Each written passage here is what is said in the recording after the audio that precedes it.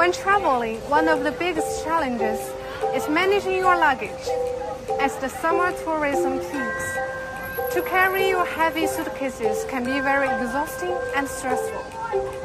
To tackle this issue directly, Hangzhou, the capital city of East China's Zhejiang province, has introduced a reform to enhance tourist experience. Here I'm in Qinghefang Asian Street.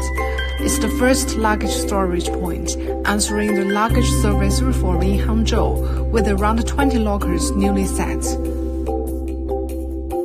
As we arrive, we can use our phone to scan the code to order a locker.